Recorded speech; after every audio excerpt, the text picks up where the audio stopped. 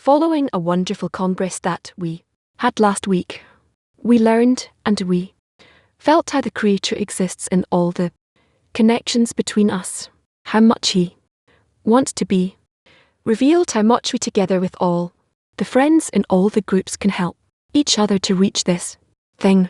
And today we want to prepare ourselves for the lesson of Shabbat, which is so special.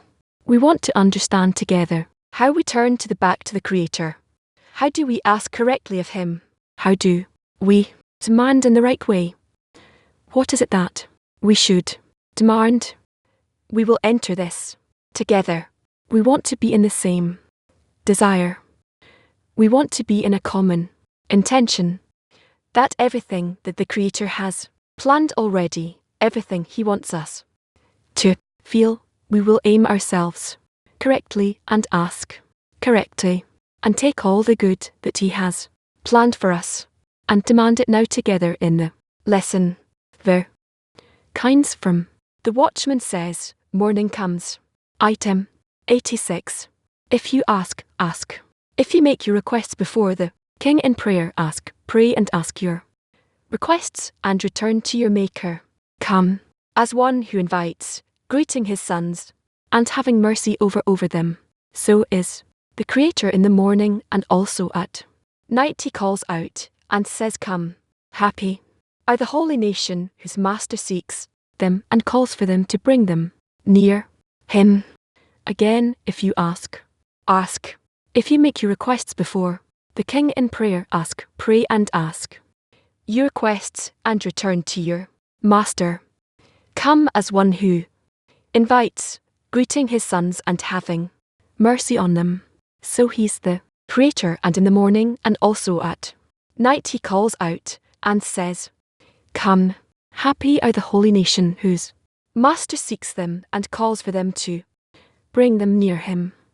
For all the assent of their prayer, one should pray before the Creator, which is one great work more honoured than the work of his Master. There is the work of the Creator that is in the work of the body, meaning the commandments that depend on an act, and there is the work of the Creator that is more internal work, which is the most important, meaning commandments that depend on speech and on the will of the heart. A man's prayer is the work of the Spirit, work from which depends on the speech. It is in high secrets, and people do not know that a man's prayer breaches his seas and preaches firmaments, opens doors and rises up. One should pray before the Creator, which is one great work more honoured than the work of his Master. There is the work of the Creator that is the work of the body, meaning the mitzvot that depend on an act, and there is the work of the Creator that is more internal work, which is the most important, meaning that depend on speech and on the will of the heart. A man's prayer is the work of the Spirit, work from phase 2, which depends on the speech. It is in high secrets, and people do not know that a man's prayer breaches airs and breaches firmaments, opens doors, and rises up. All the prayers in the world are prayers of many are prayers, but the solitary prayer does not enter before the Holy King unless with great force. This is so because before the prayer enters to be crowned in its place, the Creator watches it, looks at it, and observes the sins and merits of that person, which He does not do. So with a prayer of many, where several of the prayers are not from righteous, and they all enter before the Creator, and He does not notice their iniquities. All the prayers in the world, prayers of many are prayers, but the prayer of an individual does not enter before the Holy King unless with great force. This is so because before the prayer enters to be crowned in its place, the Creator watches it, and observes the sins and merits of that person, which He does not do so with the prayer of many, where several of the prayers are not from the righteous, and they all enter before the Creator, and He does not notice their iniquities, except for before the Creator created the world, He created repentance, where Creator said to repentance, which is Bener, I wish to create men in the world, provided that if they return to you from their iniquities, you will be willing to pardon their iniquities and atone for them each and every hour. Repentance is ready for people. When people repent from their iniquities, this repentance returns to the Creator, giving more to serpent and atoning for everything. Then the judgments surrender and are all perfumed, and the man is purified from his iniquities. When is one purified from his iniquity? When he properly enters repentance, when he repents before the Holy King and prays a prayer from the bottom of the heart, as it is written, "From the depths I have called upon you, Lord." Before the Creator created the world, he created repentance. Where Creator said to repentance, which is Bener, I wish to create men in the world, provided that if they return to you from their iniquities, you will be willing to pardon their iniquities and atone for them each and every hour. Repentance is ready for people. When people repent from their iniquities, this repentance Bener returns to the Creator, giving mop to Zanin and atoning for everything. Then the judgments surrender and are all perfumed, and a man is purified from his iniquities. When is one purified from his iniquity? When he properly enters repentance, when he repents before the upper King and prays a prayer from the bottom of the heart, as it is written, "From the depths I have called upon you, Lord," from Zohar for all. Tsashki to the silent workshop. Let's pray that the friends will always remember the purpose of their connection. Let's pray that the friends will always remember the purpose of their connection. Beloved friends, in the first part of the lesson, we will connect our conversation from Conversations on the Way, conversation with Laitman, to adhere to the internality of the Kabbalist from May 30, 2025. Yesterday, connecting to the internality of the Kabbalists. Let's connect to this from Zohar for all, where Creator desires the prayer of the righteous when they ask before Him with a prayer for what they need. What is the reason? So that the holy ointment will be added and grow through the prayer of the righteous, and anyone who needs it, because the prayer of the righteous in their prayer open the upper host, and then even those who are not worthy of being answered are answered. Now when we were in the we visited grave sites, what did you feel? Nothing special. We saw you there. No, as though it was a very special moment for you. Why? Is there meaning to that physical place? Spiritual meaning to that geographical place? Can you explain it? We are knowledgeable people. Is there any like explain it on the level of physics? He's buried there, right? His bones are there. Yes. Does it generate any kind of, I don't know, energy? How does it relate to our world? Physical world at all? I also saw people touch the grave. You also touched it. Really putting the hand in the grave. How do you explain to intellectual people, educated people, this phenomena that here in this place, there is something holy in this place? There is the beginning of the connection with Rashbi. He was truly very, very great in this place when you go to it. How do you connect to it, or how do you connect to Rashi in Rashbi's gravesite? There is a connection. If a person searches for it, then in such places he has a greater chance. Maybe he's buried there. But could it be that he lived there before in that very special place?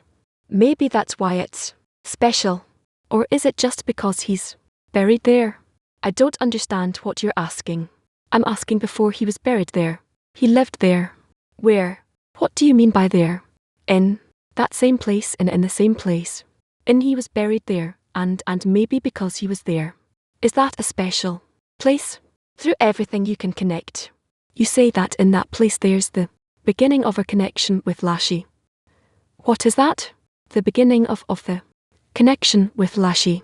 That one who truly wants to connect to him, and he makes efforts, the required efforts for that. He reaches that. The people who were there all around. Were they crying, praying?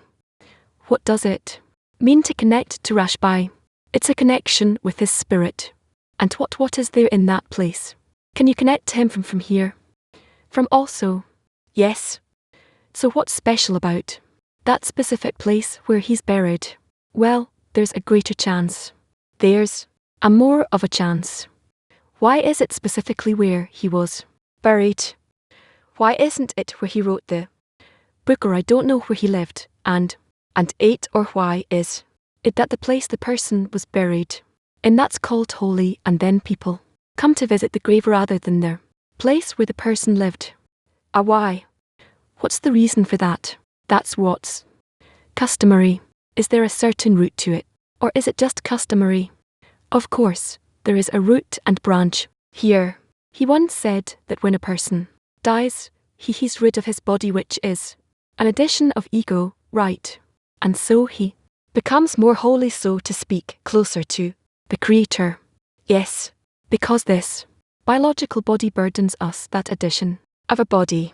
So can you say that that's why the place he was buried is as holy and more holy, and that's why people come there?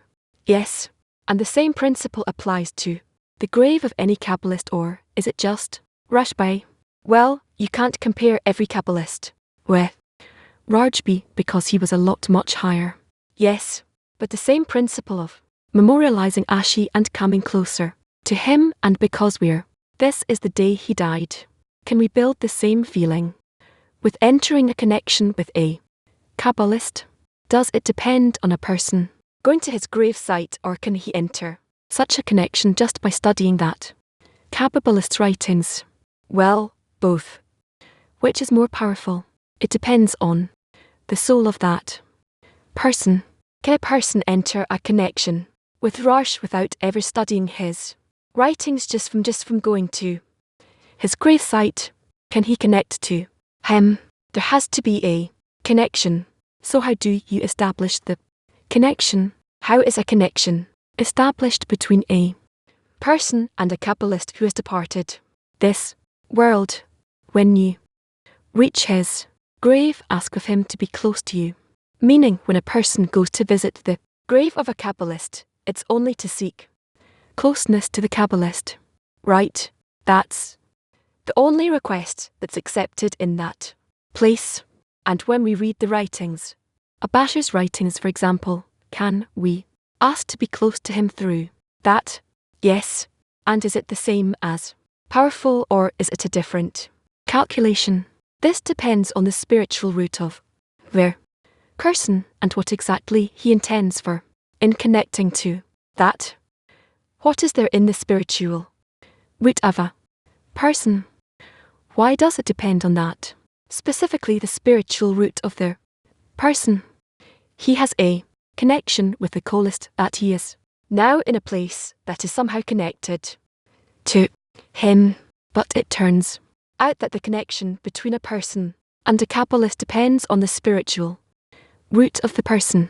So that spiritual root, is that something you can influence?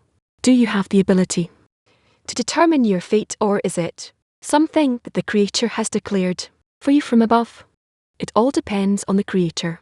But the person should ask and connect and try to rise to that point of connection. So how does a person cause the Creator to fully realize the person's root of his soul? A prayer. What do you pray for? That I will have an opportunity to connect to the spiritual root of Rashi. What's special about we have Moses? We have many, but still Rashi. Everyone, what's so special about him? It's a very special soul that has a connection with the Creator, and it belongs to everyone. And how do people know this? I don't understand. I know that we have the many, and I don't understand. I don't even know what it means. But how can you tell what size he reached? What kind of connection with the Creator? Pray, and then you will receive an explanation. Moses. Then is it not the same soul? Some say it is, some say it isn't, and so I don't rely on that. What do we say? We say that according to how much we pray and create a special vessel, we will be able to receive from that unique spiritual root a certain illumination. And when we teach others, is it good? Is it okay to tell them it's the same soul of the forefathers? No. So, or are those separate systems? Oh, we can say that. Another question I hear from you that everything depends on the root of a person's soul. That's how he connects to the writings, the Kabbalists, the holy place, and so on. How does a person know what the root of his soul is? He should ask. He should ask for an explanation. And maybe you'll get an answer, and the Creator will reveal the root of his soul to him. Possibly at what stage is there some degree at which a person discovers the root of his soul? Ask. And what will he discover? When a person discovers the root of his soul, what does he find? He discovers the root of his soul. Another question. What does it mean to connect to the Kabbalist? What happens in that connection? Spirit to spirit. And then what happens in the person to the person? He has a new spiritual point through which he connects to that root, and he knows who he connects to. He feels who he's connecting to, and the upper one with whom he connects, the upper one also receives something from the lower one. What does it mean to connect to Ashby? What does a person gain from connecting to Ashby? He connects to his soul, and he receives from there a certain force and illumination. How is that force expressed? If I understand correctly, we always talk about bestow and love. What does it mean that there's an illumination from that force? I think more of others, that I suddenly think less about myself. Is that how it's expressed? How is it expressed? This illumination, it's manifested in that he begins to feel that he has a spiritual connection with Rashi, with or with someone else. If I understand correctly, the greatness of these people is simply that they were close to the Creator, close to bestow. They could justify in any situation. They could bestow in any situation, not to calculate. Well, they made many calculations. They had this ability that means being close to the Creator. Right? Yes. So when a person goes to that gravesite, and he wants something extra beyond the study, beyond the 10, to be in an extra kind of connection with Lashby, is there an illumination there that influences him, affects him, and then from that moment on he'll have more opportunities to bestow, to love. What's the difference between connecting to and connecting to Balatulam? It's a difference in the root of the soul. But he receives something different from something else. From what does he receive from Balasim? I don't know. It's what wants to pass on to him. I'm trying to understand what gives and what gives. From Balasim, can you not receive what Rashbi gives?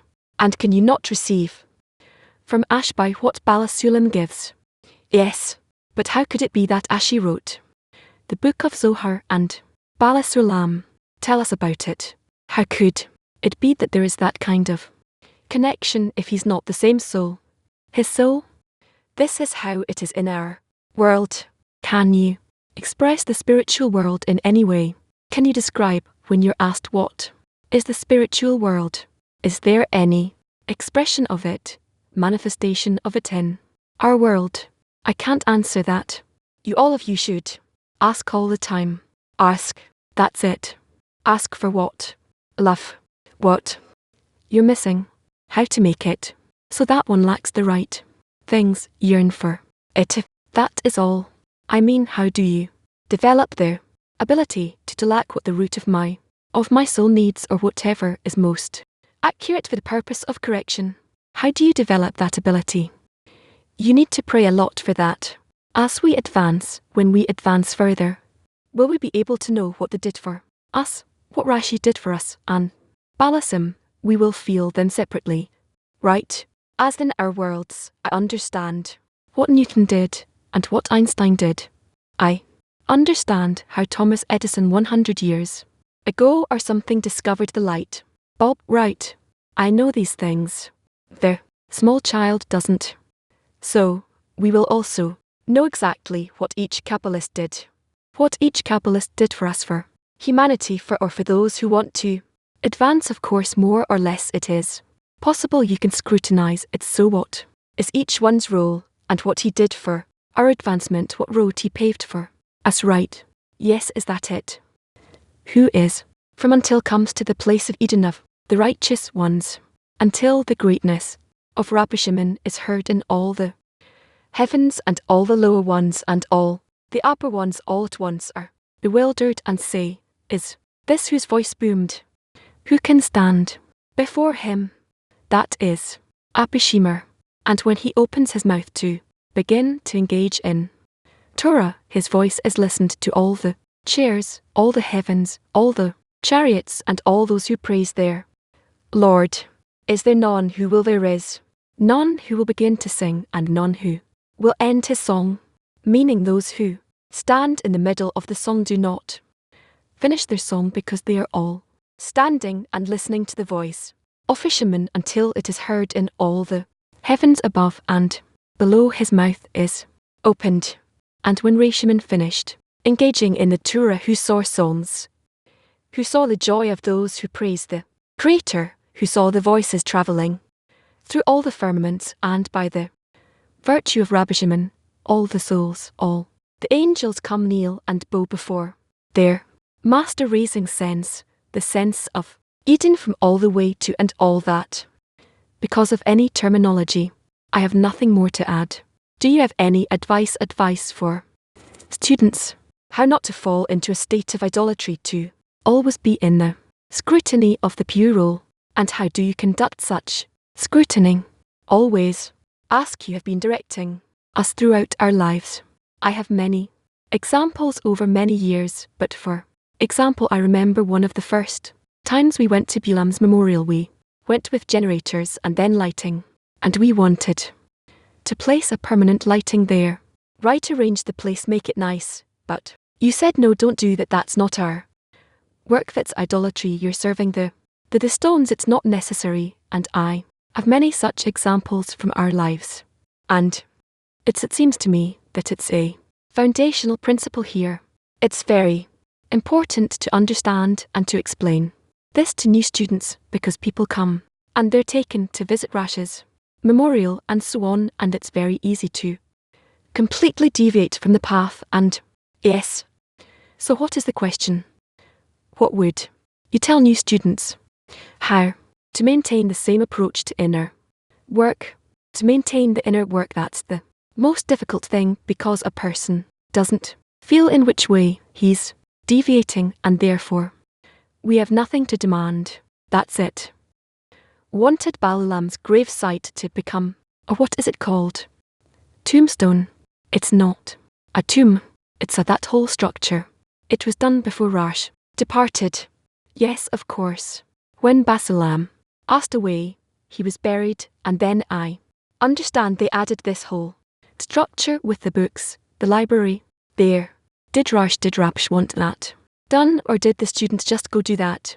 Relatives. Oh, I don't know exactly. We talked about it. Is there any meaning to that? When the righteous one passes away, you build some monument, and then you come to it once a year to have a place there. Right, there's meaning to that. Yes. Perhaps one last question before we part. How do we use every moment when we're with you physically to connect to you stronger? That depends on you, and I have nothing to add, and you have no way of helping us in that. Are we truly utilizing this time from 0 to 100? To what extent are we taking advantage of the opportunity? What do you feel? How do you feel regarding us taking advantage of the opportunity from 0 to 100? You are taking advantage of it, but not in the right way. Because what you do manage, it's well, we should go, I'll tell you more about. Dear friends, we will now hold a workshop to summarize what we heard in the talk and answer the question, how will we adhere to the internality of our teachers? How will we adhere to the internality of our teachers? 8 minutes. Active workshop. All the one of the answers that I heard from this conversation is to pray that we will have the opportunity to connect. Pray that we will create a special vessel so that we can receive from the spiritual root of their Kabbalists. So indeed this is our work, every moment all the time to pray and yearn to build a vessel so that we can suckle from the upper root. Other than prayer, two things were discussed: study, how to be connected to the Kabbalist through the study and through coming to his grave site, and also that it depends on the root of the soul. As I've said, we in any case, of course, the main thing we have is the study. Yes, I also heard that we need to pray a lot, and ask for what we're lacking.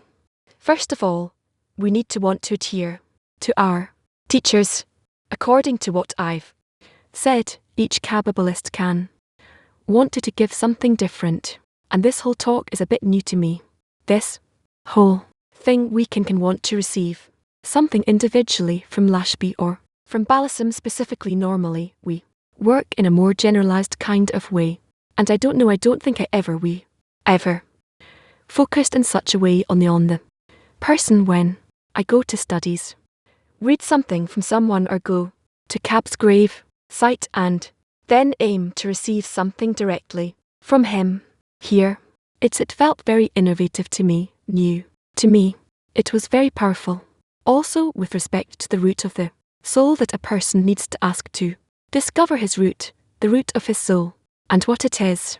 That's what I come out of this conversation with, a scrutiny of how to correctly use, how to adhere to the Kabbalist who is right next to us. Arab said that we're not using correctly or not doing it all the way. This is indeed what we should ask for all the time. And of course the adhesion is all through equivalence of form, which also means to try to ask for everyone that they'll be bestow, etc. Just like our whole way of life is, we need to see them as very high souls which came to the world to make the correction and to lead us to use all the means at our disposal. Gravesite was discussed also. The study was discussed, where we read what they wrote and we connect to them and receive an illumination from that. And I've said that the illumination is expressed through a feeling of inner connection to Ashbam, and you need to constantly ask for that connection. By connecting to them, we need to see that we're connecting to the correction, to the whole system of creation and the Kabbalists. Another point was to always be in the scrutiny of the pure or the great role.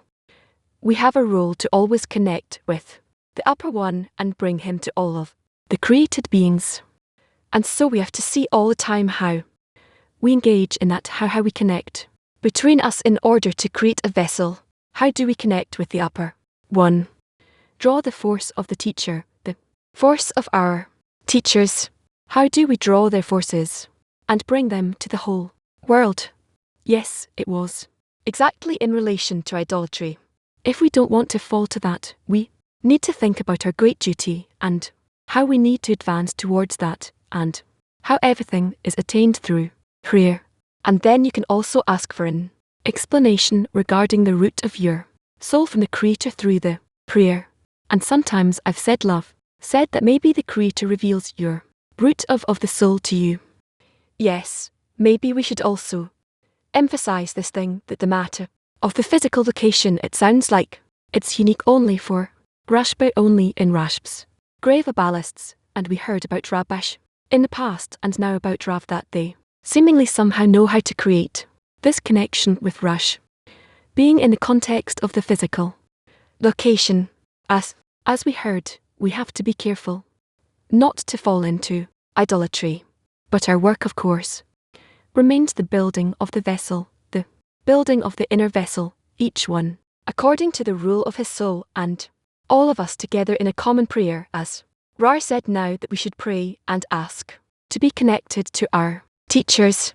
So it appears that we need to feel like we're partners with our teachers as we try to follow in their footsteps, to study their writings, the source texts that they left for us, not to settle for something more generalized.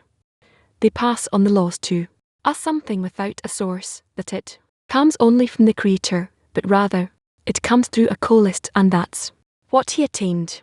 In my opinion, the kind of work we need to delve into, if it's opened up before us. Now then, we need to see how we can work on that in the 10. Closer and closer to our teachers, as we are constantly searching for how to give contentment to the Creator. Maybe we should also constantly search for how to give contentment to our teachers and to Braf. Dear friends, we will now read from the Book of Zohar. We will read the Book of Surah. Let's ask to do it here to Rash's internality and all our teachers over all generations. We'll read from the Book of Zohar, 7 page 19 counting. The article is called Counting Through Reading the Count and the Calculation. But before we enter this, let's enter an intention and see a clip with Rob. Phrase of the Book of Zel is spoken of often. It's the only book in the wisdom of Kabbalah where the whole of the wisdom of Kabbalah emerged, grew out of this book, out of this composition called the Book of Zohar. It's in fact a series of talks which gave to his students 2,000 years ago. Thereabouts they're in these talks with them. They spoke, they asked, and he answered, and that's how the Book of Zohar was born. Zohar is the upper radiance, the upper light, which emerges from the Creator coming to the created beings, and it is very important to invest our energies into it, our desires, our hopes, because by connecting to it emotionally to the book, we will discover in it a spiritual force and we will enjoy its light. So we're reading in Zohar for all the portion of In the Desert, the Count, and the Calculation. Item 1. The Lord God created men in his image. He created him in the image of God. He created them men and women. When the Creator created man, he made him in the form of the upper ones and the lower ones, and he was incorporated of all of them, and his light shined from one end of the world to the other end of the world, and everyone feared him. 2. We should consider the text. 10. God created man in his own image. In the image of God, he created him. Since it says in his image, why add? In the image of God, he created him. These are 2 degrees, for Adam consisted of men male and female. Hence it was said to the male, created, and about the female it says in the image of, because of that they were 2, herein male and female. As it is written, he created them male and female, consisting of 2 sides. And although the female was holding to his side, she herself consisted of 2 sides, mercy and judgment to be completed in everything. For since he sinned, the partum were diminished, and Themer departed him, and he considered only the matters of his goof body. Afterwards, he begot sons, Abel from the upper ones and Cain from the lower ones, and no seed was left of them in the world until he begot Seth, and from him the world was planted. 5.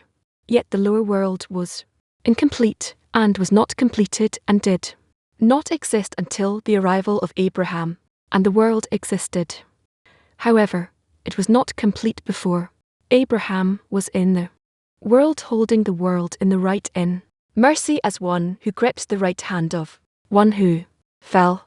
Isaac came and took the world's right, the left hand in Quar, and the world existed more when Jacob came, gripped the middle, the goof, the middle line, and was incorporated with both sides, the right and the left, and the world persisted and did not collapse, and yet the world was not planted in its root until Jacob begot 12 tribes and 70 souls, and the world was planted.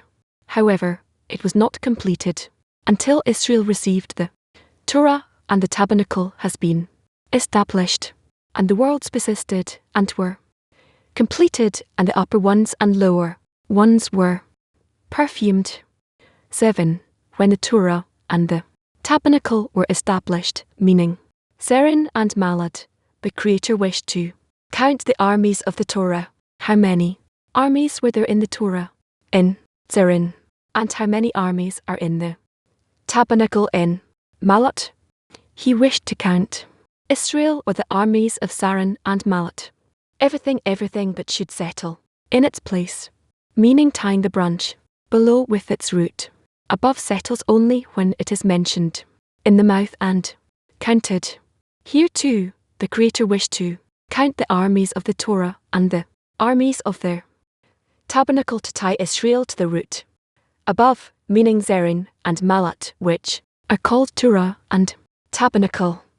And they are all as one. Inseparable, it is all as it is above. Because their roots, the Torah and tabernacle, are in coupling and are not separated from one another and go together. 8. For this reason, Israel, who are the armies of Zerin and Malat, are counted, so they are known by them, except for those other ones who are not counted, meaning women, and those under 20 years of age. This is why it is written, and the Lord spoke unto Moses in the Sinai desert in the tent of meeting. If it is in the tent of meeting, why is there any to see in the Sinai desert?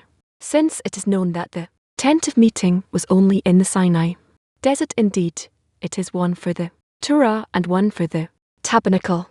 9. Both the Torah and the tabernacle were on the first day of the second month in the second year, which is Gar, an illumination of in the left. This is so because Nisan is right line and is left line, and the right and the left were united. This month is called the month of sea brightness, an indication of the two, the month and the year, which illuminates to the moon. Since the primary wholeness of Malchut is from the left line, the second month and the second year, it is so because then all the worlds are complete as the Malchut that is very good in the first month. In the right line, Israel came out of Egypt, and now they were completed with the second month too, which is in the left line. The Lord has been mindful of us. He will bless the house of Israel. He will bless the house of Aaron. He will bless the small ones who remember, who fear the Lord with the great ones. The Lord will bless our memory. These are the men who were counted in the desert. The Creator blesses them and adds to them each time. 11. Who praises one's friend is for his sons or for his money, should bless him and be thankful for the blessings. How do we know that? From Moses. As it is written, you are today like the stars of heaven in number. Afterwards, it is written, the Lord, the God of your fathers, make you 1,000 times so many more as you are, and bless you as he has promised you. There were two blessings for which to thank. One was the Lord, the God of your fathers, and one was, and bless you as he has promised you, for which we should thank, and blessings over blessings. 12. If one counts one's friend's merits and does not thank for the blessings, he is the first to be caught from above and is harmed because of it. And if he blesses him, he himself is blessed from above.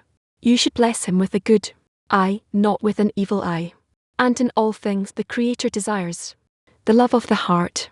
When one blesses and one who blesses his friend, the Creator wants him to bless him with a good eye and with a good heart. And one who blesses the Creator, it is all the more so that he needs a good eye and a good heart and the love of the heart. This is why it is written, and you shall love the Lord your God with all your heart. 13. There is no blessing from above on something that was counted. Thus how were Israel counted. Ransom was taken from them, and there was no counting until all that ransom was collected and calculated. In the beginning they blessed Israel, then subsequently they counted that ransom and then blessed Israel. Again, it turns out that Israel were blessed in the beginning and in the end, and there was no death in them. 14. Why does death arise by counting? It is so, because there is no blessing in counting. Once the blessing departs, the other side is upon him, and he can be harmed. This is why the uncounting one takes ransom and redemption to remove death from oneself. The counting is extended from the left, without right, without from which the dispute darkness and death are extended. It is incurable unless through the middle line by which the screen diminishes the gar of the left and unites it with the right. That time the lights of the left are diminished from above downwards into vac. Without gar half the degree, this is half the shekel, but its illumination is complete, because it incorporates from both sides, and that rises through the counting, since there is no blessing. Since then the left is separated from the right, which is blessing, and the ransom which was taken from them, and there was no calculation until all of this ransom was collected. The shekel which is extended from half of the degree of the left, because it is already united with the right and the middle line, and it is counted, because in this way there is no death in counting. To the contrary, there is all the perfection in it. First they blessed Israel, since first them the right line is extended, and later on they counted the ransom, as they extend half the shekel from the left line of. Then they blessed Israel once again, meaning that they draw from the middle line. Thus their Ariadim from the right line and from the middle line, and there was no death in them, and then there are no judgments at all in the left line any longer. Will bless the house of Israel. These are the females called house who were not counted. This is so because the females were not counted in the desert. He will bless the house of Aaron, since they are the priests, and they bless the people with a good eye, with a good heart, and with love of the heart. House of Aaron applies women who are blessed by Aaron's blessing. 16. He will bless those who fear the Lord. Those are the Levites who are blessed because they fear the Lord. The small together with the great means that, even though the small ones were not counted, because only those for 20 years and older were counted, they were blessed along with the great. 17. They could not find a number in Israel by which to be blessed, such as the number that was counted with a half shekel. This is so because this number was to be blessed and to complete the perfection of the worlds, which is the great perfection of the unification of the with Adam, and where the blessings in where the blessing emerge from, as it is written, on the first of the second month, which is the brightness, the illumination of in the left of their blessings of their world, from which the brightness emerges to the world. This is why the second man, which is the last line, called sea brightness, since the brightness of everything emerges from it, meaning the illumination of which is incorporated with Adam, since it shines only from below upwards. It is not considered light, but brightness. This is why it is written, the Lord will bless you out of Zion, out of Malat, in whom there is the place for the disclosure of illumination. Of it is all one thing, because Malat is built from the second month, the left line, and it is written, for there the Lord commanded the blessing life forever. The blessing is, and life is, as it is written, will give life to its possessors. From which place are Israel blessed? Woe unto the world if they are not, if they do not stand guard, and people do not consider the honour of the high king. When Israel are worthy before the Creator, the worlds were in one high and holy tree, in which there is nourishment for everything. And it was blessed from a place where all the blessings were gathered from Bener, and it was planted in it, and its roots were rooted. This is so because Moin of Serin were planted in Bener, as it is written, 3 come out of 1 is rewarded with all 3. 19. And Israel below were blessed from a place from which all these blessings emerge, and do not delay in their exit from Alat. As it is written, the Lord will bless you out of Zion, it is also written like the dew of Hermon, descending over the mountains of Zion. And it is written, for there the Lord commanded the blessing life forever. This is the light of the world, as it is written, out of Zion, the perfection of beauty, God has shown forth. Has shown forth means it illuminates, and when it illuminates, it shines to all of the worlds. 20. And when this light, the blessing and life, awakens, everything is in unity, in coupling, and all is in love. All is in perfection, and then it is peace for all, peace above and peace below. As it is written, let there peace be within your walls and prosperity within your palaces. And now we will watch another clip. It's very helpful to every once in a while, at least every once in a while. We think about connection. It'll make us compatible with the surrounding lights, and then it'll influence us, bestow upon us. If we forget about it, if we are disconnected from that, it won't help. If we feel hatred, envy, some state of repulsion against connection, the Zoho won't help us. As it is written in the Zoho, when the friends come and they sit together and they find that they help each other, and then they overcome it until they begin loving each other. That process is called the preparation for studying the Zoha specifically. So we need to be very meticulous here, especially in this part of the wisdom of Kabbalah, in making sure that we're together. The Zohar speaks to everyone, and its purpose is only to connect. As soon as there's connection, we feel what happens in connection. The spiritual world is there. The Creator is in the connection. He's already there. We don't need to do anything more. We need only reach that image which already exists. All these degrees already exist. We don't need to build them. We need to build ourselves as compatible with those degrees, and as we adapt ourselves to these degrees, we will feel what happens in them. Dear friends, we will now watch a recorded lesson on the 24th of August 2019 on the subject of There's None Else Besides Him. We'll listen to excerpts from the sources. We also hold workshops during this lesson intermittently, so there's none else besides Him.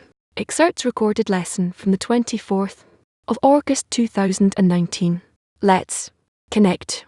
So we will have a lesson now on the topic of There's None Else Besides Him. We will read excerpts about this topic. Raf will give the lesson live from India, so reading not about there is none else besides him. Raf Laitman, please. Okay, so we are here pretty far from our centre. What are we? 16 men that are all here in one small room, in the hotel room, and we are truly longing to feel how connected we are.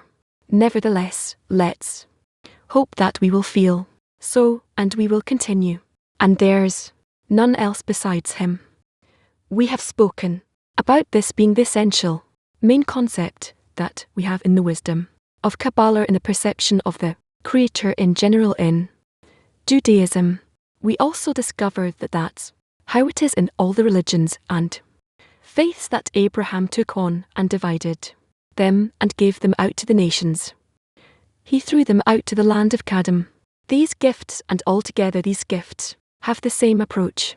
The question is just that every nation begat throughout the time signs of its own, a certain approach of its own, conditions of their own for attaining that concept. But actually, at the end of it all, at the end of generations, what is revealed is that there's none else besides him, is that same concept that is before a person. That's a question mark, and in his searches in life, in everything that he does, rising from that degree of being an animal in food, family, and sex and all the rest, he works only in order to attain that upper force.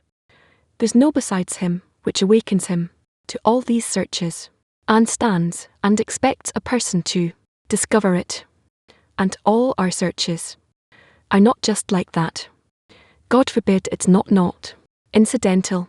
We need to understand that specifically in such a manner as all our efforts that we want to fly to the moon and to the space, and we want to go deep into the sea, and we're getting confused with our life, doing so many things that actually, what's going on there with them? What need is there for those things? We need to see that there is a need for everything, because altogether what we're doing is evoking the uniqueness of the Creator. In reality, this is why the difference, like Balaam asks, what's the difference between a servant of the Creator or one who's not serving him? It's in the attaining of that one root that we want to adhere to, and what's especially so here, which to adhere to, that root can be done only under the condition that we're using what we call the help against him in the egoistic will to receive that seemingly bothers us and stands between us and the Creator on purpose.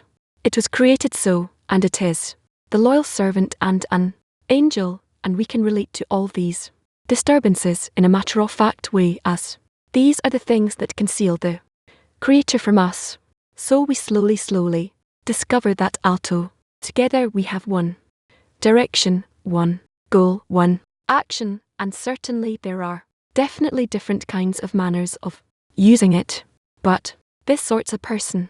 But there's on the long along the way there's another great help, that a person doesn't have a direct access to the Creator only by nullifying his glee, cancelling his glee, his will to receive, otherwise he cannot feel him and locate him and then agree nor recognize him or get to know him. You can only recognize the Creator, get to know him according to equivalence. The form, equivalence of form is all my search.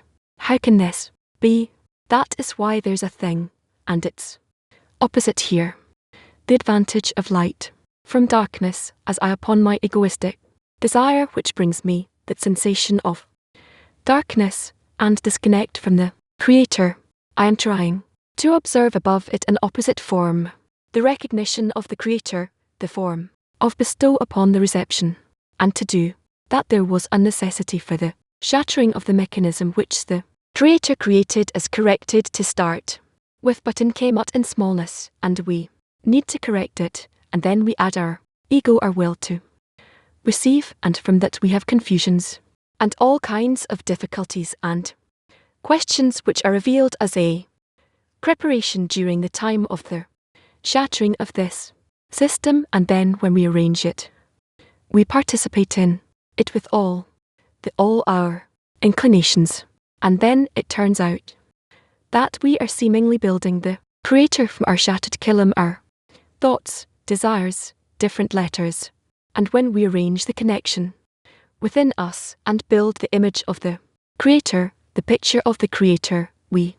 actually become like the Creator, and He clothes us in such a way and brings the state of adhesion. That's how we are going to continue today. From this collection of excerpts on, there's none else besides Him. Excerpt number 7. Yes, excerpt number 7.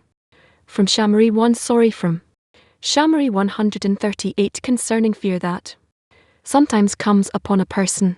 When fear comes upon a person, he should know that there is none else beside but him, and even witchcraft, and if he sees that the fear overcomes him, he should say that there is no such thing as chance, rather the Creator has given him a chance from above, and he must contemplate and study the end to which he has been sent this fear. It appears that it is so, that he will overcome and say there is none else besides him. But if after all this the fear has not departed him, he should take it as an example and say that his servitude of the Creator should be in the same measure of the fear, meaning that the fear of heaven, which is a merit, should be in the same manner of fear that he has now. That is, the body is impressed by this superficial fear, and exactly in the same way that the body is impressed, so should be the fear of heaven. If a person, what's going on here, if a person truly yearns to reveal the Creator and in accordance with his efforts and all the past that he has done and engaged a lot in. This, if he advances to the revelation of the Creator, then accordingly he receives rejection, disturbances, confusions. He is in many thoughts, contemplations that truly shake up his mind, his head, and he doesn't know how to arrange these things, as each time he's getting rejection in all kinds of directions.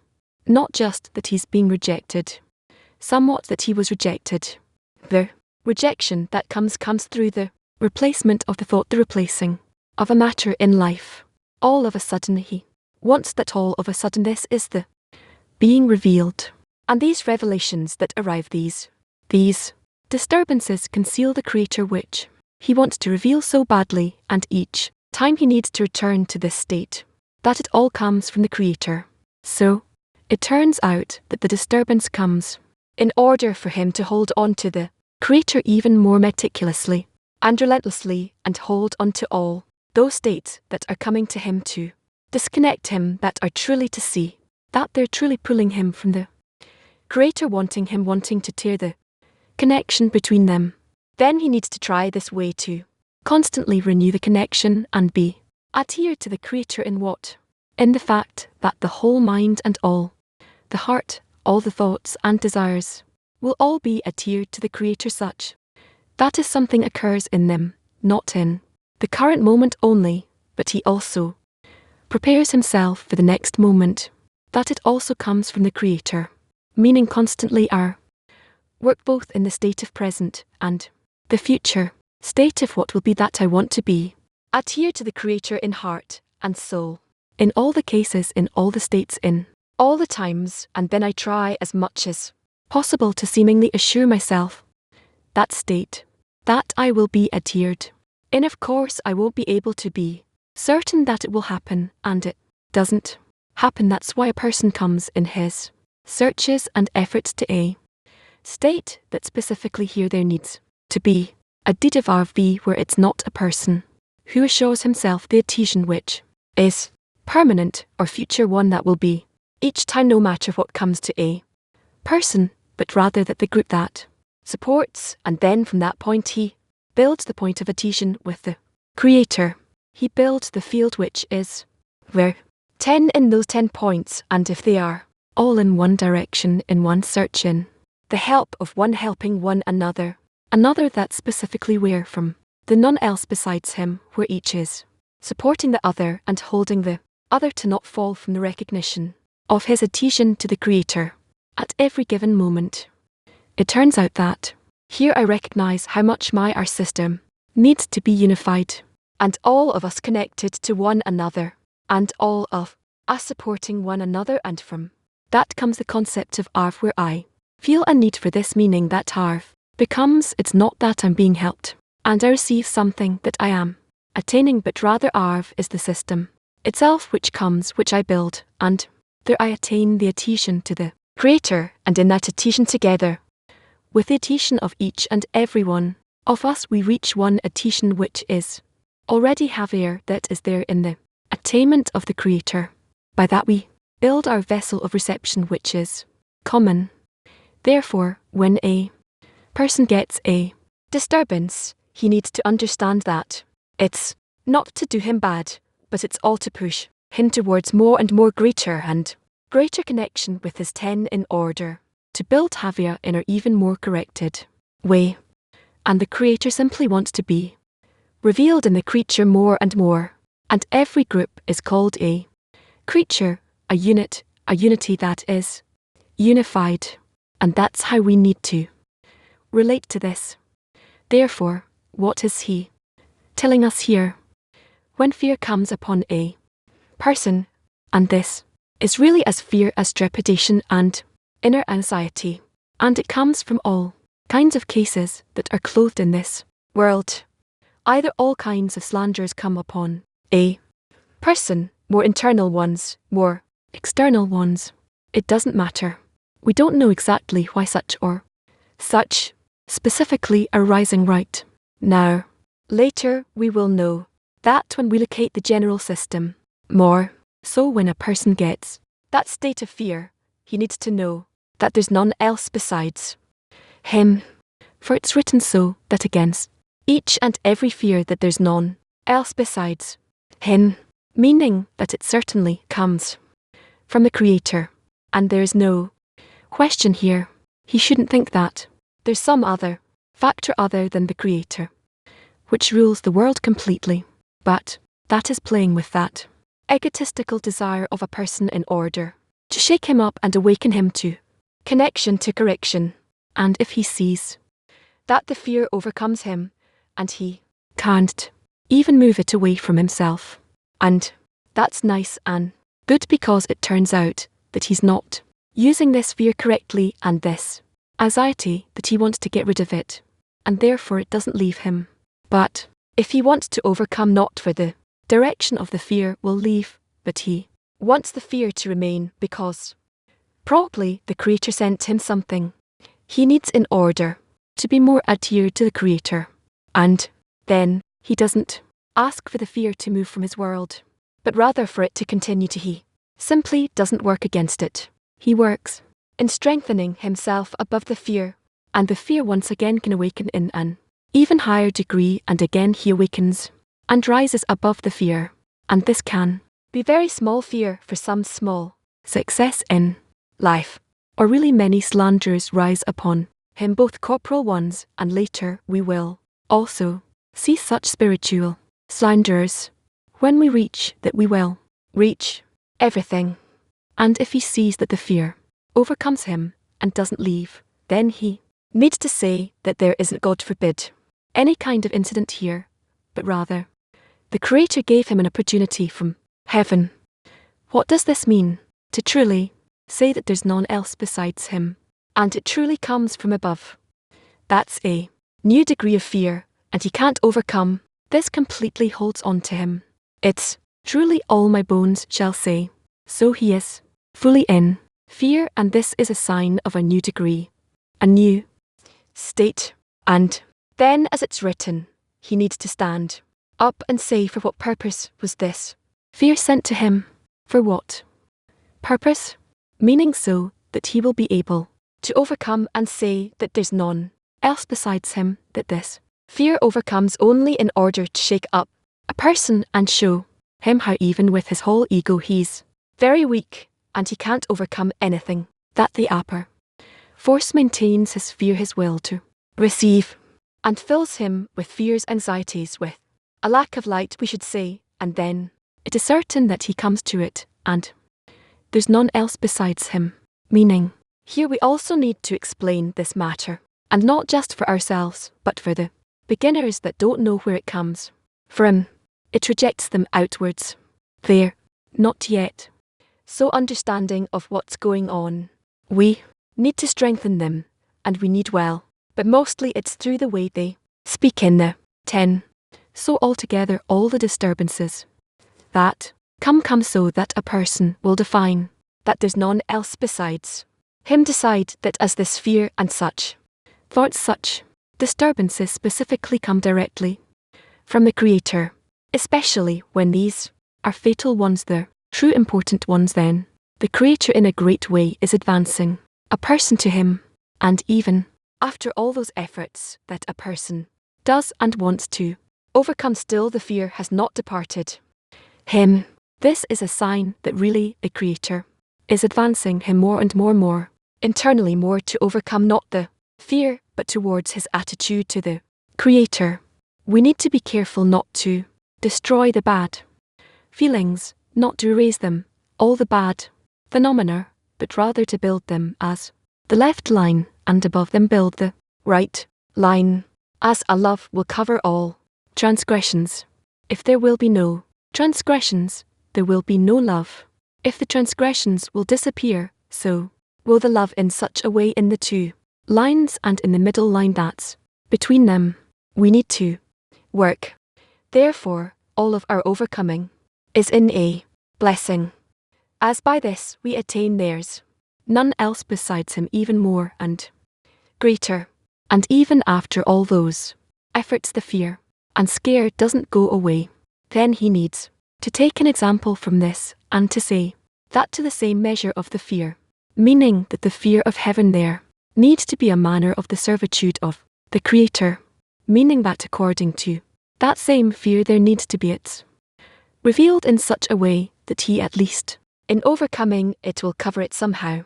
And if he can't cover it, then that's just an example to him of how much he's still not in. There's none else besides him according to his degree. Therefore, the fear and that comes to a person are great help from above, and accordingly we can see how a person advances.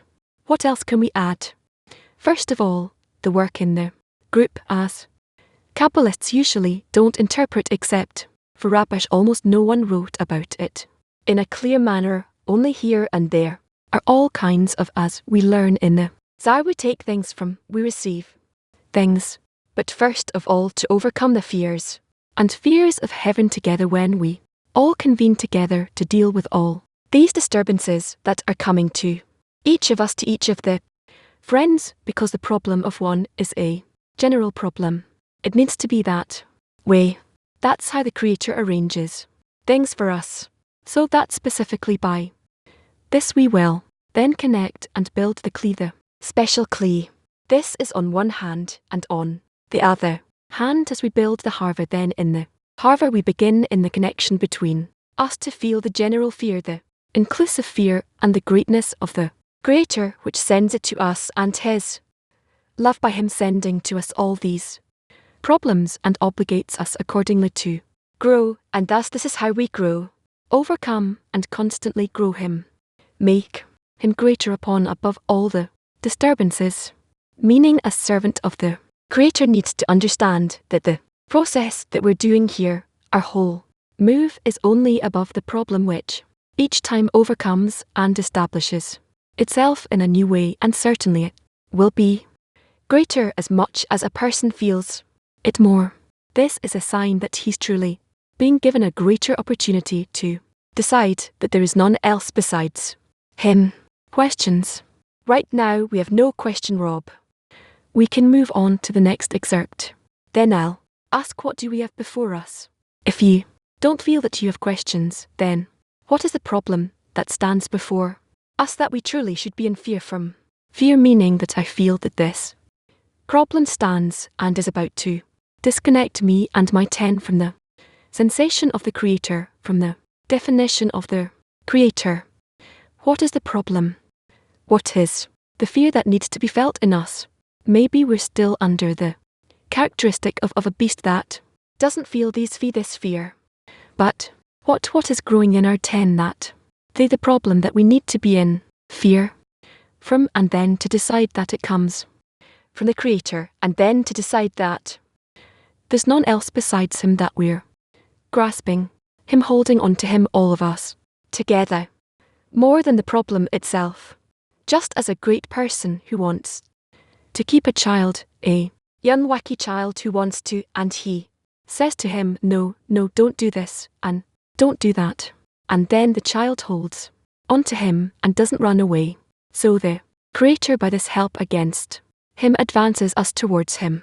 How can we depict this state in the ten?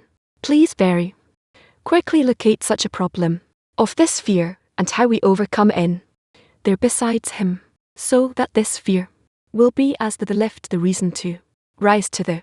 So let's have a workshop directly to what was just asking about. What is the issue with spiritual fear? How to overcome in none else besides him, that the spiritual fear will be like a springboard when we overcome, and none else besides him, that this spiritual fear will be like a springboard. Workshop. Yes, we need between us to increase the fear of detachment, so that each one will not get swallowed in his own will to receive, but will always be in this prayer of there is none else besides him, holding there is none else besides him above all the states that appear above everything, happening above everything. The Creator sends that he wants to us to come closer to him, that he wants to bring us closer to him, and for that we need to help each other to develop between us this attitude of our mutual guarantee, concern, and from that force we will be able to be constantly in fear toward him in this fear of detachment from him was talking about the problems that a trouble of a friend isn't his own. It's a general problem of a 10. So many friends have disturbances. Problems, they can't come to a lesson. Maybe that should be our fear, how we overcome, because it seems impossible. There's a disturbance that completely disconnects you. But if we think about it together, work on it together, understand that it's from the Creator, so we understand that the Creator can also fix it. We just have to turn to Him. Yes, the problem with fear is who is the fear for? Is the fear for something that is related to my animal body, or am I now concerned about the sorrows of the friends? That is the measurement, and as much as we are aimed at prayer toward the sorrows of the friends, whether they're corporeal or spiritual, so to that extent we are in the correct direction toward the quality. The still. You can take fear from a few different directions. You can be in fear not to do damage to the friend, to the 10, not to go over the laws that the cobras give us, not to go according to our opinion, but to get the guidance from the upper one, to be in fear if we think that we're smarter, and obviously if we go upon this law we'll get the punishment, so we have to take it seriously. We can't go according to our mind, we have to anal towards the upper one. The other hand, if I'm devoting myself to the 10, am I taking the advantage that the Creator gave me, or not? And as much, yes, as much no, to start calculating truly. As much as I'm devoted to the 10, where am I negligent? Where could I add a bit more, even though I can't, being in this true tendency to check where can I add a bit more that I still can't. Said also a few times to be careful not to erase the disturbances, but to try to build upon them, to take them as a left line and to build upon them together with love, with the right line. And really, just like the friend said, to accept all the disturbances and interferences, not as personal but as collective, that they were given to us from above in order to work in the group, in the 10. So we need to truly build upon them more prayer and more connection, fears, to build the right relation towards all the states that come. How we use our disturbances to increase the connection in the 10, and also to increase this feeling in the Creator that there's none else besides Him, and He wants still to bring us closer. So fear is to build the right relation to all the states, and to truly, Asan said, to use these disturbances, not to erase them, to use them as like the left, in order to build the middle above it, to feel how the middle line is built. So always to be above the problem that is constantly revealed more and more. Yes, from the lesson. Therefore, Rob said, when a disturbance comes to a person, he needs to understand that it's not for his bad, but that he needs to turn it into more and more connection with his 10 in order to construct a more corrected harbour. And that's how the Creator wants to reveal to His created beings more and more, and that then you can discover Him as the one, unique and unified. And that's how we need to relate to Him. Our hands, and depends on our exertion. I'll say it instead of me, I'll say it in your state. How can we by ourselves create a fear, and of what exactly? Together. So it's like an old man who is bending down and searching, and then he advances in on his pace, not waiting until fear comes to him from above, from the Creator. This is one thing that's the first for the first question. And the second question that is really suitable here is that we search for these disturbances.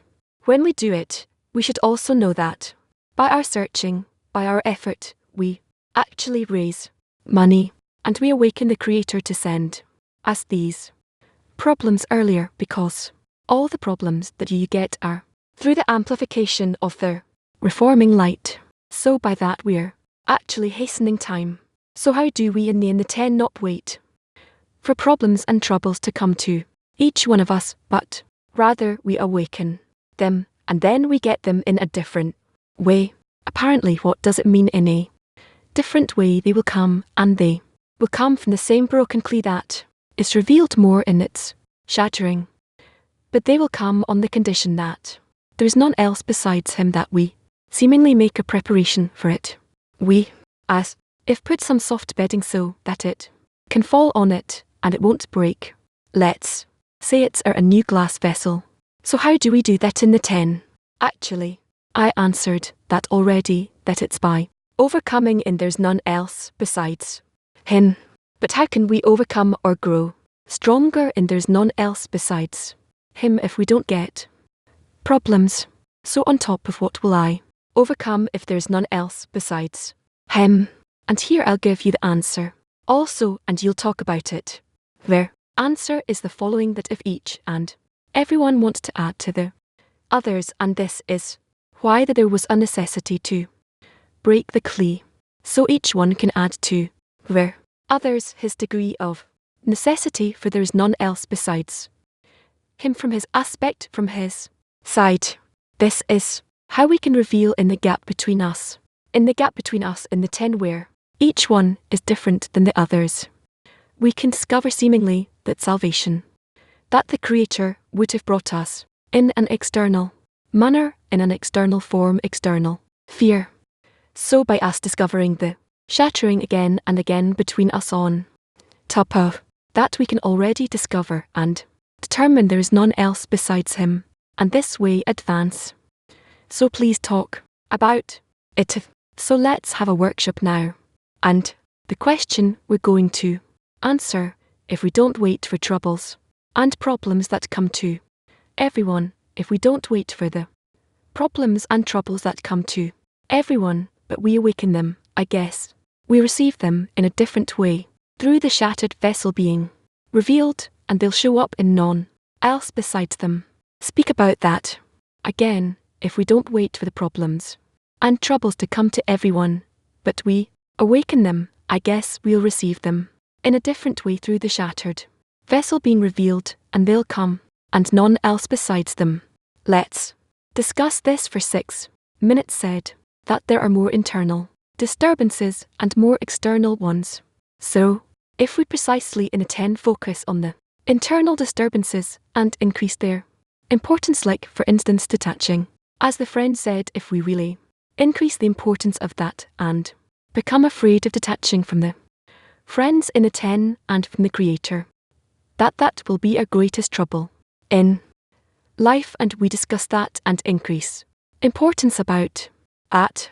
So accordingly we can receive fear on a seemingly spiritual problem, and with that we can turn to the Creator, and through that we can reveal there is none else besides him, because the fear is always in relation to whether we are connected or detached, to saying how the problems and troubles would come anyway, because comes from the shattered vessel. So either they come externally or internally, that depends on us. Now how do we prepare itself to overcome else besides him? That each one, as I heard now, each one will add the necessity to his friends and none else besides him. That is the key. Now the problem from external becomes internal. We seemingly need to enter into this tendency of a deficiency for connection that constantly increases more and more, that we're not content with the connection we receive, that we always need to create for ourselves more closeness, that the Creator will always awaken more parts from this broken clay, that we need to see how to leap onto this opportunity and to rise through it. Yav writes, each one in the 10 adds to the others their urgency, for there's none else besides him, and by doing so we increase, we reveal this distance between us and this approach to this one, and with that we come to there is none else besides him, which is common between us. That is it invites us to through corporeal problems, and we can make them spiritual problems from this corporeal ones. Not to wait means to constantly search how we can add, and like the friend said, we add a necessity to none else besides him, as we say, to add with the greatness of the Creator, that everything comes from him to help us advance towards bestow What else could I say? As we know, to change suffering in all kinds of ways. The suffering of love that we only have just one problem, that we want to bestow. There's only one fear. But if we won't be able to be still, that should be the only fear. Earlier I've explained that all the disturbances are in order to bring a person closer to the Creator. So if we will make each one of ourselves closer to the Creator, so then we will reveal another degree. So if we create an environment in the 10 where each one, with their deficiency in their internality, pushes the other, so then the disturbance we already from ourselves make this force that moves closer to the Creator, which is already still in oppositeness of form. But since we have this inclination to connect between us, so the Creator also helps us come closer through the path of truth and not through the path of suffering. So we need to find that way in order to work above the corporeal disturbance. Said that the answer was a feature and everyone wants to add to the others. That's why there's a necessity to break the vessel, and everyone can add his measure to the others, and the necessity of none else besides him from his own side. In this way we can discover in this gap between us and the 10 that each one is different from the other, and we can supposedly discover that problem that the Creator brings in an external way, external form, by revealing the shattering again, and this we can determine that there's none else besides them and advance. So really we need to each one has the same special point he got from above, this point of yearning that each one should bring it into the tent. No, Rob, are there any other questions? Say that now we're going to continue connecting to the very special lesson and we will learn from it. Let us continue. No, Rob, are there any other questions? When we have a question like this, on one hand there's fear and on the other hand there is trepidation or fear of the Creator. What do we need to awaken in the 10 here, and what do we need to distance from in the 10? Eventually, these are profound things, but for the time being with respect to us I would say the following. Either if it's difficult for a person, he should not divide it into fear versus spiritual fear. Fear belongs to the Creator. Can I hold him as there is none else besides him? And corporeal fear has to do with the incident itself that awakens in me, and an animalistic or human fear, and I'm afraid of it. This is why here it has to be as follows. Inside my sensation there should be fear, and on top of that I need to be in spiritual fear, that I realize that without the animalistic fear all my bones shall tell. Truly I also won't feel spiritual fear of holding on to there is none else besides guides him, because in the end they all seem as beasts, and everyone comes from the degree of the beast, the animate level. Everything comes from the steel, as it is written. This is why we only have to have the right order always, that 2 levels, 2 degrees.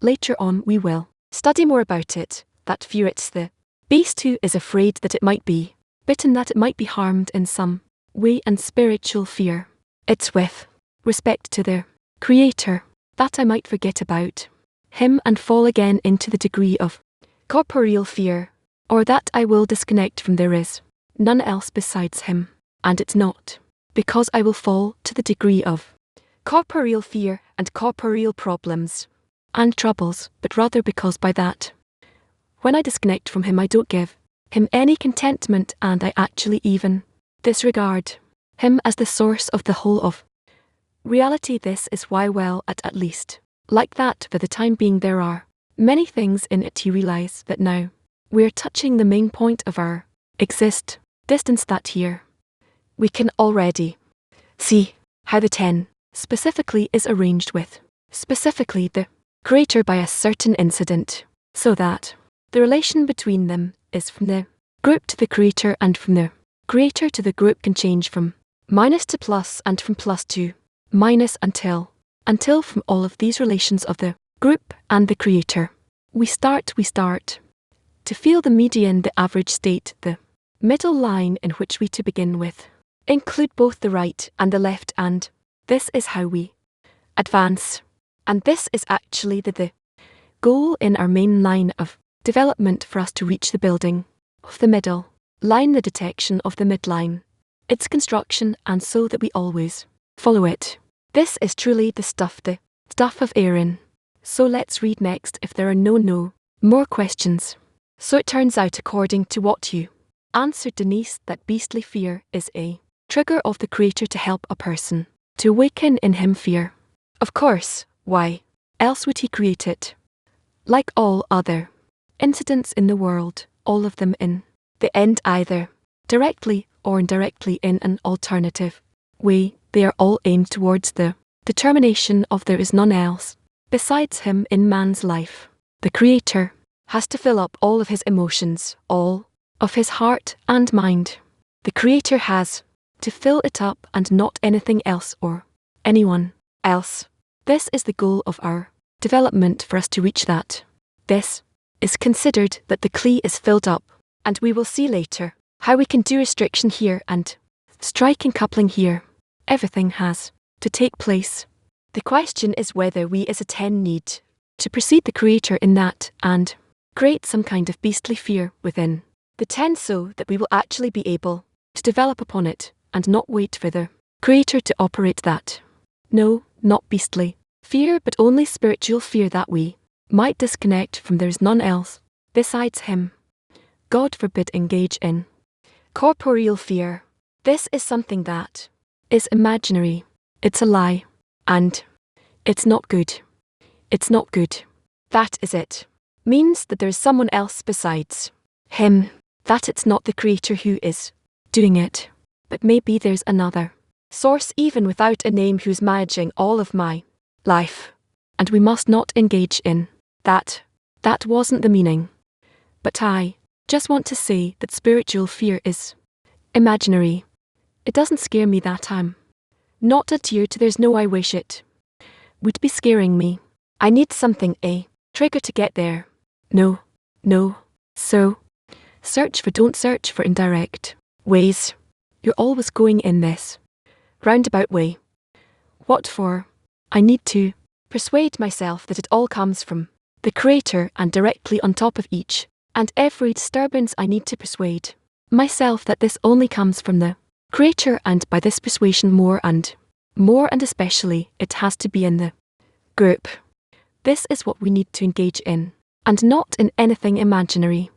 I come to a state where I will run, truly being occupied with this. I will chase this concept of there is none else besides him. I'm waiting each and every moment. What else can I crown this concept on? So it will ride all kinds of things. Where else? It's like an old man who is searching which other disturbance, which other problem in my life can I determine that this is only coming from the Creator. When I have some disturbance, I see that all my senses open up. I hear the rough manage and very good. And hear from within. You need to be ready to determine that it comes from the Creator. Okay, we can understand that.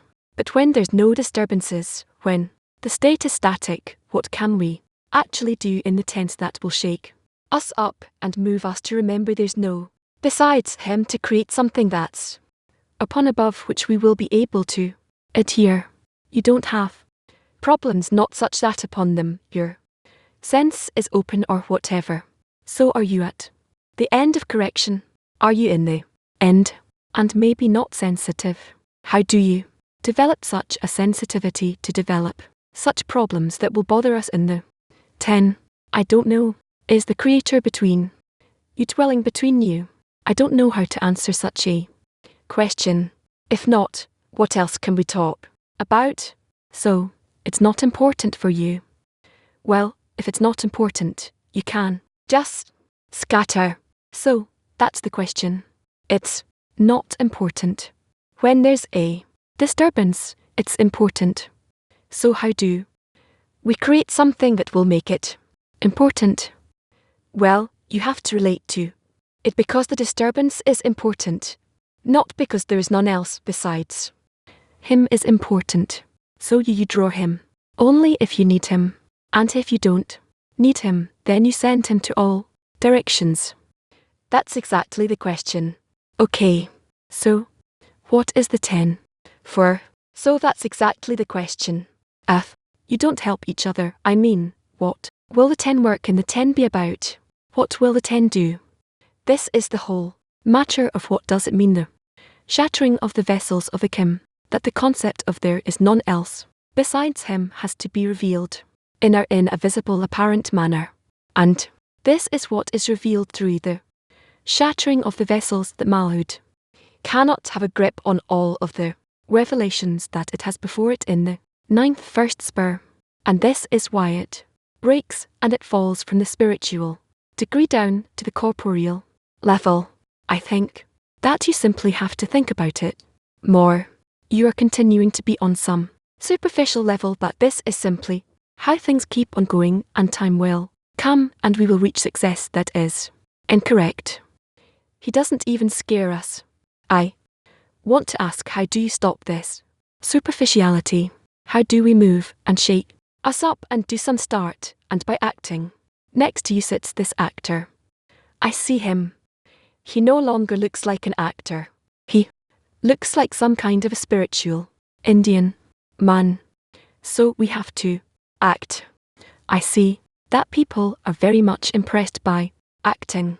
If someone acts and for him this is just a way to make an income or something, but someone else cries because of it or he laughs. So start doing that in any way that you can influence each other. I have nothing else to say, just realize that the collection of means that I have is very limited. Okay. And I have nothing else to say besides. If all we have is God's cry, then we'll continue. Number 8. We have other questions. Rev. Oh, go ahead. Rav, what is the true attitude when you see that a friend is filled with some kind of fear? What's the correct attitude when you see a friend that's been filled with some kind of fear which overcomes him? To hint to him, and it's best to do it by example, that there's none else besides him, to hint to him that only in this direction there is a solution for all of the incidents in our life. What should we do from within, and what should we do on the outside? What does it imply? I can say there's no besides him to remind him in which way to do it if I don't know, so that he will see that again. I'm reading that same article or hearing an excerpt from the present lesson to talk directly about it if that is not so good, because he might take it in a way that it will feel uncomfortable or not nice, and his ego won't allow him. That I don't know. We need to see that according to the specific case. But yes, and what from the within? What kind of attitude should they be from within? How should incorporate with him? And okay, from within it's like you are trying to mingle with a loved person and you want to share with him and take upon yourself his heaviness and work with his burden which is influencing him, and also remind him that you did not call me Jacob, meaning that if you relate to the Creator, then already this luggage, this suitcase is no longer, it's not heavy anymore, and you can tell him that if he's under some burden, some problem, then this problem can be a lot lighter if you will tie it to the source. Let's not forget this example with the carrier who's pulling the rabbi's, lifting the rabbi's suitcase. The question is, how do you incorporate with him? I can tell you that's usually when I see someone who's in a very emotional state, I usually go to the other place. I try in an intellectual way to explain to myself how it is, how he is, and then try to pray and want for him to see that this state is not the way he sees it. But the question is very internal, and do you enter what is it to take? You said take upon yourself a part of his burden. How do you do such a thing? It's by an inner prayer. We're all interconnected, and the shattering only appears to our eyes. So by an ear of prayer you can facilitate it, and within the 10, even if they don't talk to these friends, they can greatly facilitate his burden. Suddenly he start on feeling a different emotions, a different activation from above. That's how it's going to be. Can we talk in a disclosed manner with the friends? Let's help him now and pray for X. Yes, if his problem is so open, so obvious, then yes, you can speak to them quietly about it. It's permissible. The more you will behave as one body, the more you will be successful. Raf, it's for several days already that you're giving us the tour of there's no besides him.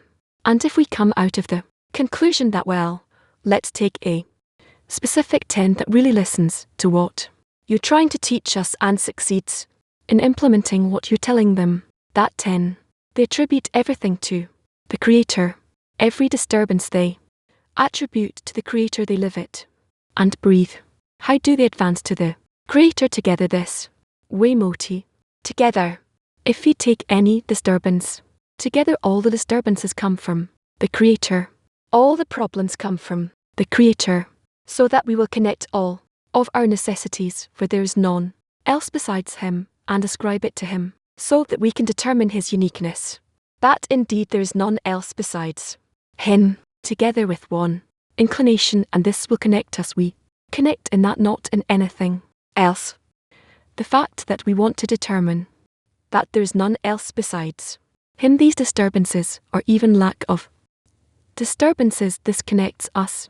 That's my question. Yes, together, of course, as one bundle we're doing it, but to what state, what degree does it advance the 10 to the extent in which they do manage to do what you're saying? That the way we're connecting now is we're connecting thanks to the Creator, who has shown us how much He made us disconnected from each other, so that through the relations between us, now that are broken, when He awakens us towards connection out of this shattering and connection, He will be revealed, and we're doing it in order to make Him happy.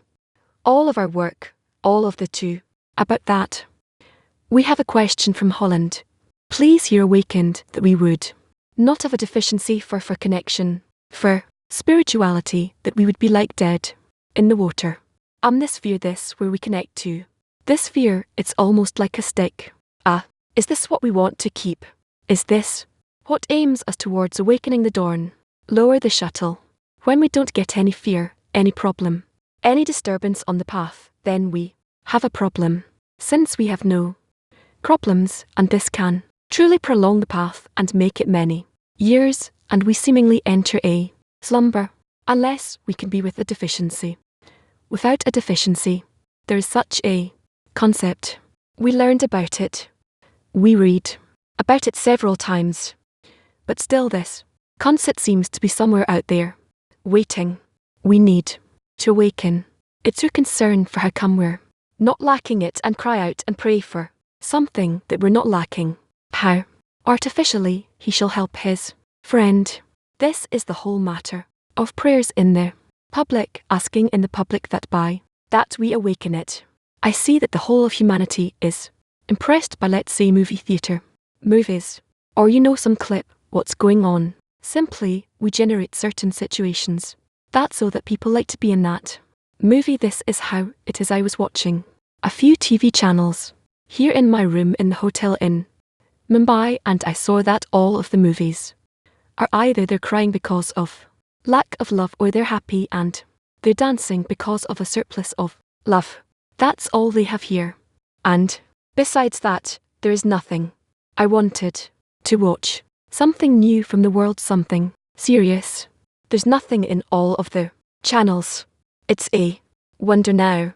20 people are sitting with me, and it's truly because this is, I guess, what the people want, and maybe also it's worthwhile for the government for it to be this way. I don't know. So everything depends on how we establish our life.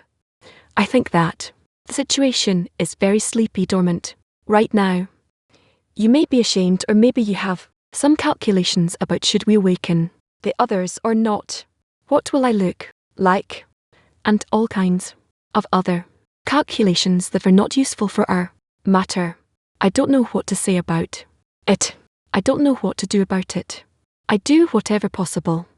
Nevertheless, what we're studying right now, there's none else besides Him.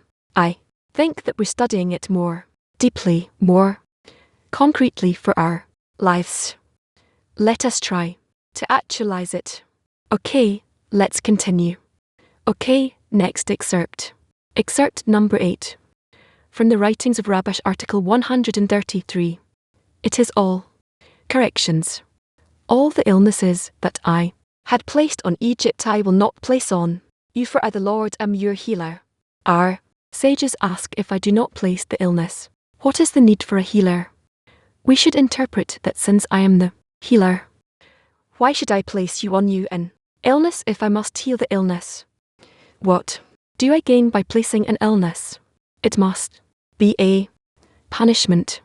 And if I must heal the illness, what kind of punishment is it?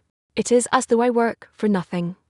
For this reason, I will not place illness upon you. And what you think is illness, you're wrong about it. Rather, all the states you feel, if you attribute them to me, are all corrections by which you will approach me in the adhesion. Rob, you're on mute.